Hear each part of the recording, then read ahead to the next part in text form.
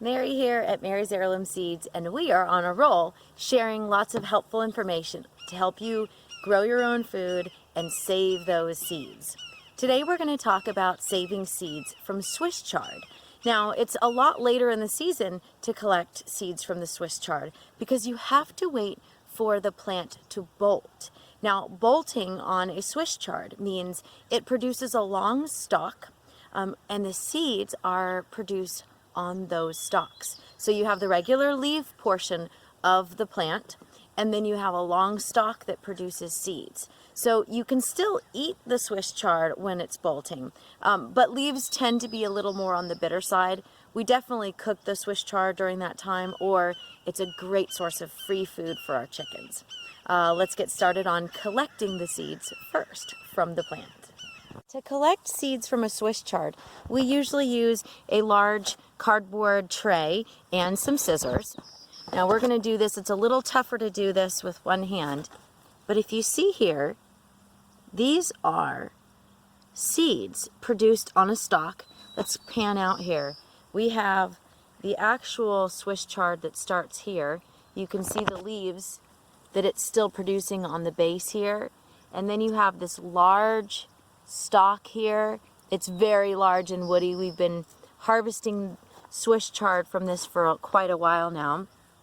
You can see there are still little bits of leaves here, and then over here, let's get out of the sun here. Over here you see large bits of seeds.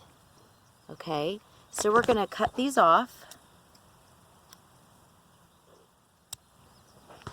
and we're going to save them in our box here. Now we're going to turn the camera back around in a little bit, and we're going to show you how to actually collect these as well, because you wouldn't just plant this whole stem here. You would plant the seeds.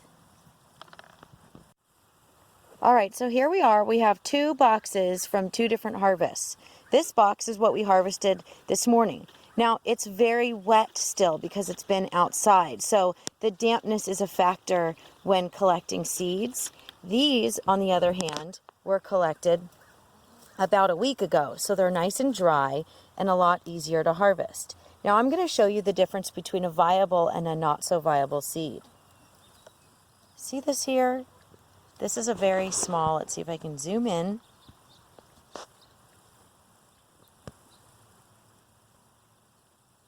Very small and basically a powdery flour. This probably will not be viable. Some of these will be, like this one here. You can feel the difference in your hand. If it just kind of flakes away to a powder, it's not going to be a viable seed. Now, if you look through here, you can see a much larger seed. This one will be a viable Swiss chard seed. So these are the ones that you want to share and, again, label for future use. Every single seed needs to be labeled so you know exactly what it is. You have a lot of people saving their seeds and sharing, and unfortunately they're sharing cross-pollinated and seeds that are not viable. So it's very important to do this. All of these seeds will be viable. We have a very high germination rate on our seeds. We only choose the best seeds. And there you have it.